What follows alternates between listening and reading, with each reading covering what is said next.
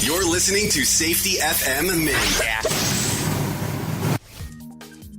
Hello and welcome to Safety FM Mini. Hopefully you're having a great and enjoyous holiday season. You are listening to a renowned safety expert, Dr. J. Allen. On Safety FM. This episode of the broadcast and the podcast is brought to you by Safety Focus Moments. They're consultants that want to help you get the safety culture you've been looking for. For more information, go to safetyfocusmoment.com. So this is it. This is the last episode before the new year. As I had said in some of the previous episodes, we will have an episode on the 1st. So today we're going to have a conversation related to drunk driving, related to New Year's Eve. Ringing the New Year's with friends and family is so much fun. Most people enjoy a drink to celebrate. However, we took a look at the New Year's driving statistics and found out that New Year's drunk driving is still a huge problem. Compared to an average night on the weekend, there are 71% more crashes with drug and alcohols as a contributing factor between December 31st at 6 p.m. and January 1st at 6 a.m. In just a 12-hour period, alcohol and drugs-related crashes go off the chart.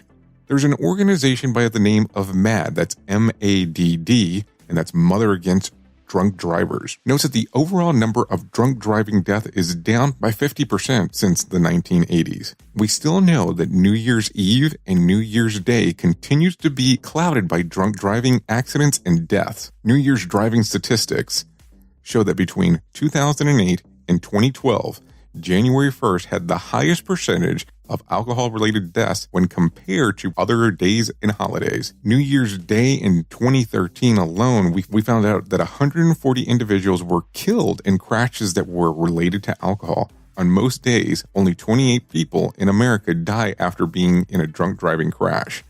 So it's easy to say that the number is much higher on New Year's Day. While individuals of all ages drink and drive, MADD statistics show that 21 to 24-year-olds are the most likely age group to be involved in drunk driving crashes. Although the New Year's driving statistics show that many fatalities occur in this holiday, it is possible to take some steps that will reduce the problem with New Year's drunk driving. Before heading out for your New Year's celebration, how about we recommend some of the following?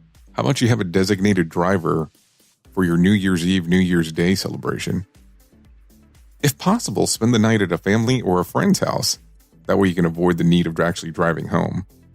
Be responsible and never allow someone who has been drinking heavily to get into the driver's seat of a vehicle.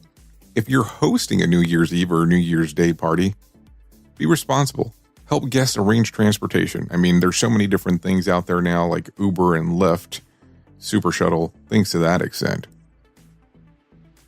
The funny part is that a host could be responsible if someone leaves their home and kills or hurts someone in an alcohol-related collision. Individuals who've only had one drink of alcohol should not get behind the wheel of a vehicle, and it's important to never ride with someone else who has had even one or two drinks. If a friend or family member appears to be impaired, take their keys away to prevent the individual from getting behind the wheel of a car.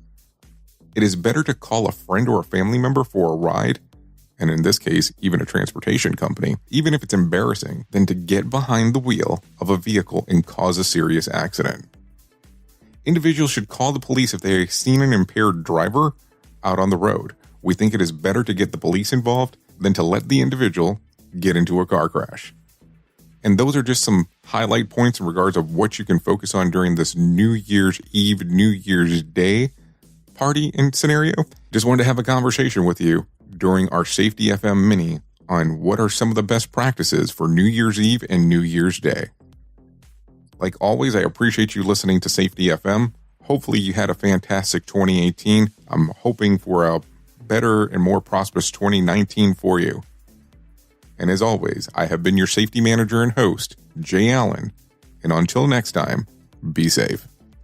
The views and opinions expressed on this podcast are those of the host and its guest and do not necessarily reflect the official policy or position of the company.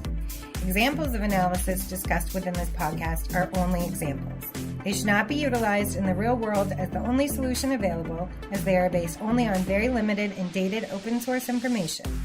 Assumptions made within this analysis are not reflective of the position of the company.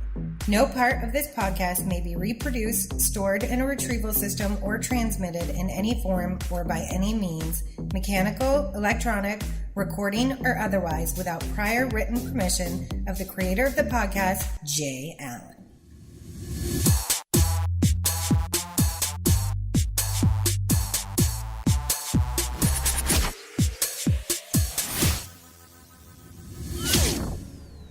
Safety FM.